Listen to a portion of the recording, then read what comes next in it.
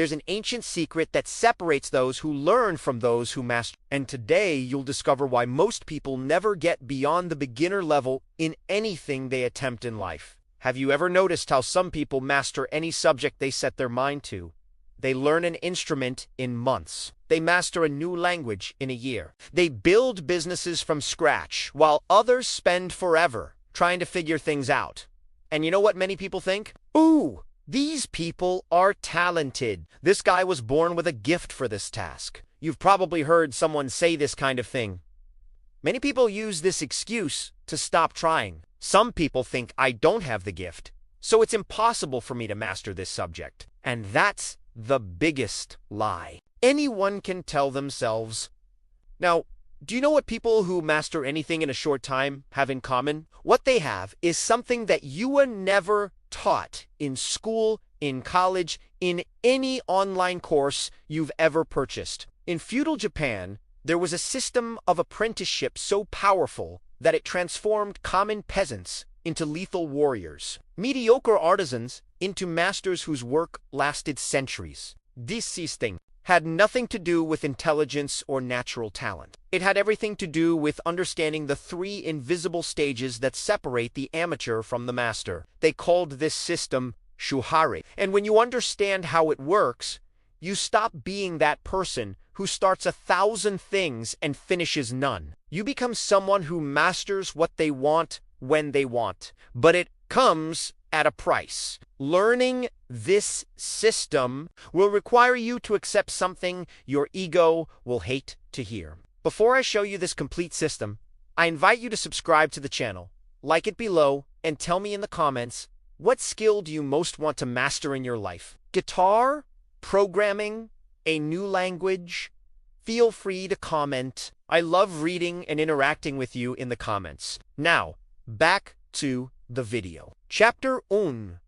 The Lost Apprentice. The story I'm about to tell you took place in feudal Japan. A young man named Yamato had a dream that consumed his every thought to become a samurai. He wasn't born into a samurai family. He had no lineage, no name, nothing but an obsession that burned within him like fire. While other village boys accepted their fates as farmers and merchants, Yamato spent hours watching the samurai as they passed by on the road. The way they moved, the discipline in their gaze, the respect they commanded without saying a word. He wanted this more than he wanted to breathe. Achi Diziseis.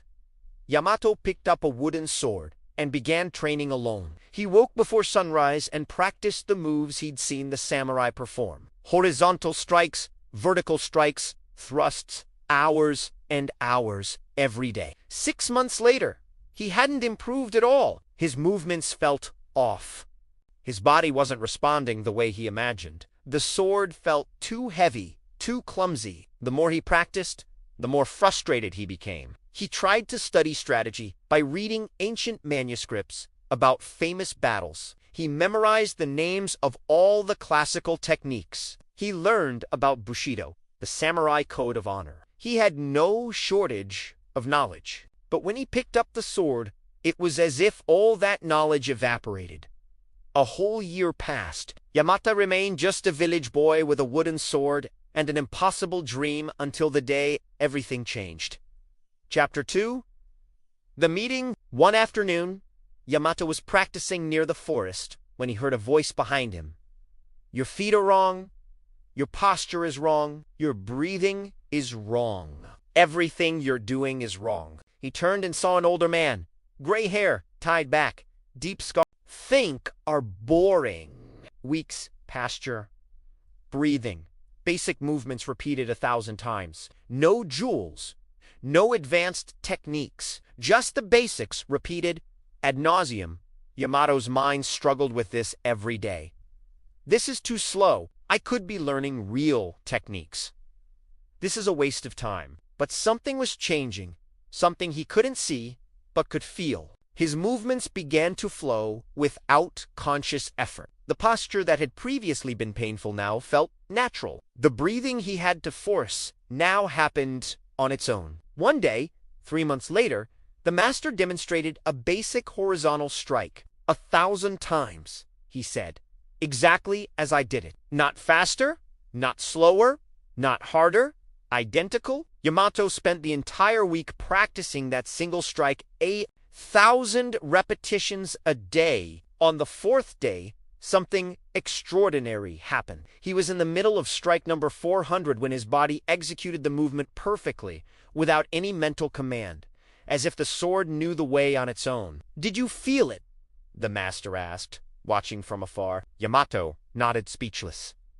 This is Shu, when the technique enters the body so deeply that the mind no longer needs to be present. But most people never get here because they think repetition is for the weak. They think they are too smart to practice the basics 1,000 times. A neuroscientist at the University of Tokyo who has been studying motor learning for 18 years discovered something revolutionary. When you repeat a specific movement 300 to 500 times, neurons in the cerebellum begin to create an automated pattern. After 1,000 correct repetitions, the pattern becomes unconscious. The skill literally migrates from the conscious mind to the brain's automatic system. But if you change the movement before 300 repetitions, the pattern never forms. You remain forever in conscious mode, which is slow, tiring, and error. Chapter 4. The Eternal Student Trap. 6 months of Shu passed. Yamato now mastered 12 basic techniques so thoroughly that he could perform them in his sleep. Literally, one night, his master woke him up by surprise and asked him to perform the vertical strike. Yamato's body executed it perfectly. But Yamato began to notice something that bothered him. He saw other practitioners, some even with more training experience, who knew hundreds of techniques. They knew every Carter. They could name every ancient master. But when he observed them in real combat, something was missing. They knew the movements, but the movements did not live in them. "Master," Yamato asked, one morning, "why do some warriors know so many techniques, but fight worse than I, who only know 12? The samurai smiled. For the first time in months. "Finally, you asked the right question. These warriors live in what I call the eternal student's hell. They collect techniques, like children collect toys. They learn something new before mastering the last. They read about 1,000 strategies, but never internalize a single one. They confuse knowledge with mastery. But knowledge is just having the map. Mastery is having walked the territory so many times that you no longer need the map. The master walked to a tree. Shu gave you the foundations. You obeyed blindly. You didn't question. You didn't improvise. You just repeated until the techniques became part of you. And now," he paused, "now you are ready to break." Yamato frowned. "Break? Break what?" "Everything I taught you." Chapter 5. Ha! The dangerous deliverance. In the Shu stage, you became a perfect copy of me, the master explained. You do exactly what I do, the way I do it. That gave you the foundation. But ha is not about rejecting what you've learned. It's about understanding the whys behind each technique so deeply that you can begin to adapt them. You can combine them, you can modify them. But it only works if Shu has been complete. That afternoon, for the first time in 6 months, the master brought another instructor to the clearing, a warrior from a different school with a completely different style. "For the next year," the master said, "you will train with him to. You will learn techniques that contradict everything I've taught you. His stance is different. His strikes are different. His philosophy is different." Yamato was confused. "But if I learn another style, won't it mess up everything you taught me?" "If Shu wasn't deep enough, yes, it will mess everything up and you will become a mediocre fighter with no identity. But if Shu was complete, and he was, you will do something extraordinary. You will begin to see the universal principles that live beneath all styles." And so began the internship. Yamato spent his mornings with his original master, his afternoons with his second instructor. The styles were so different that at first his mind would short-circuit trying to switch between them. The first master taught low posture, economical movements, and patient waiting. The second master taught high posture, explosive movements, and aggressive attack. Everything contradicted each other. But after 3 months, something began to happen. Yamato began to realize that beneath the superficial differences, both masters were teaching the same thing. How to move energy through the body efficiently, how to read the opponent, how to be present in the moment. The techniques were different. The principles were identical. You're beginning to see, his original master said when he noticed the change in Yamato's eyes. Shu taught you the forms. Ha is teaching you the principles. When you understand the principles, the forms become tools, not prisons. A year in the Hearst stage completely changed Yamato's fighting style. He was no longer a perfect copy of either master. He had begun combining techniques in ways neither of them had. One morning during training, Yamato blocked an attack using the first master's stance, but countered with the second's explosive attack. The movement was so natural, so fluid that he didn't even realize he'd created something new until he saw the expressions on the two instructors' faces. "What was that?" the second master asked. I don't know.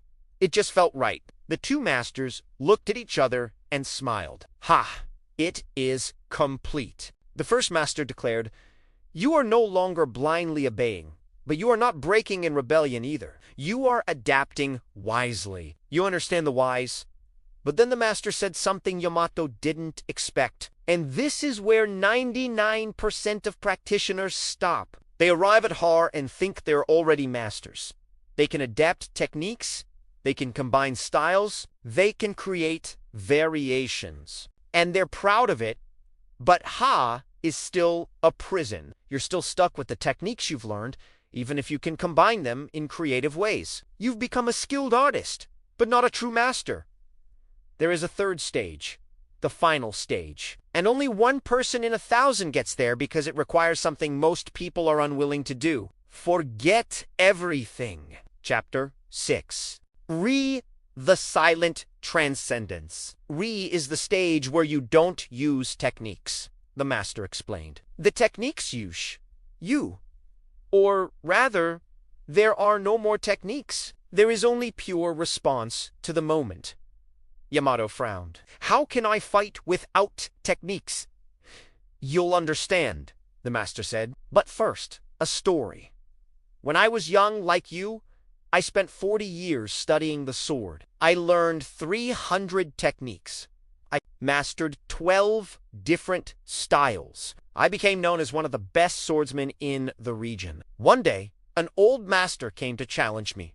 He must have been 80 years old. It was nothing and everything at the same time. Like water, formless, yet perfectly adapted to each moment. Then he explained to me, 'Young man, you fight well. You know many techniques, but you are still fighting. I don't fight anymore. I just respond. When you attack, my body already knows the answer before my mind processes it. There is no decision. There is no technique, just natural movement.'" Yamato tried to understand. But how do I get to this stage? Time, practice, and most importantly, you need to stop trying. The next 5 years were the most frustrating of Yamato's life. The master no longer taught him anything new. He just made Yamato fight every day against different opponents, different styles, different levels. At first, Yamato was still thinking about techniques. Now, used the first master's block. Now, I combine it with the second master's counterattack. His mind was constantly categorizing, deciding, choosing, but slowly, over the years, something began to dissolve. The labels on techniques began to disappear. He stopped thinking, "Now I do technique X," and started just doing it. One day, during a particularly intense fight, against 3 opponents, simultaneously something broke, or rather, something opened. Yamato didn't remember making any decisions during that fight. His body simply flowed. He blocked, attacked, spun, dodged, all without a single conscious thought. It was like watching someone else fight using his body. When he finished, all 3 opponents were on the ground. Yamato was breathing calmly, effortlessly, and he couldn't recall any specific techniques he had used. His master was watching from afar, a rare smile on his face. "You finally stopped fighting," he said. "But I fought 3 people." "No," your body responded. "There was no you in. They're making decisions. There was just pure response to the moment. This is Re.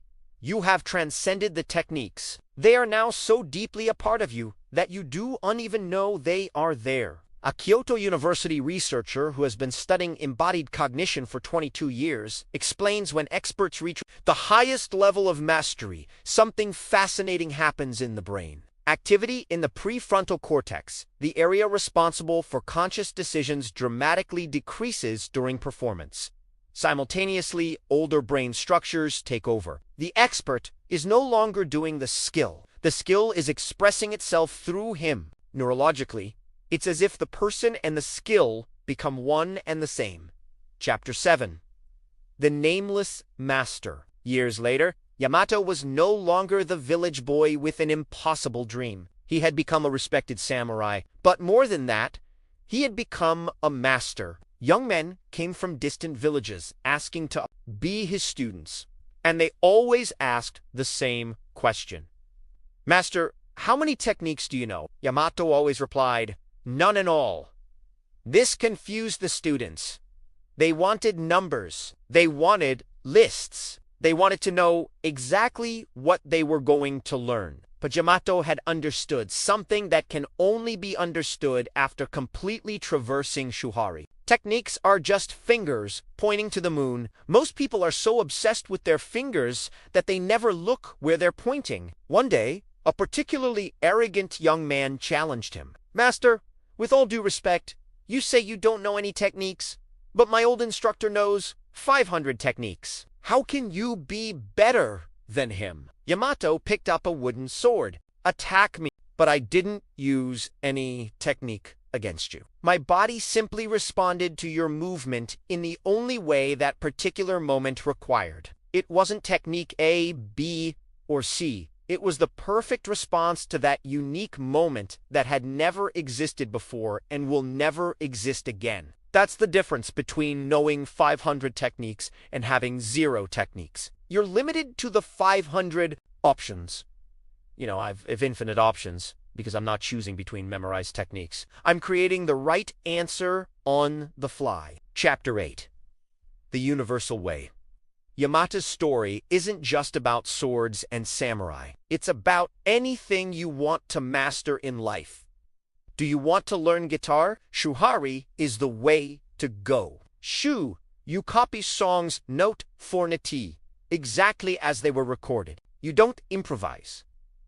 You don't add your own touch. You just imitate until the patterns sink into your fingers without thinking. You begin to combine elements of different songs, understand music theory, and see the principles behind the techniques.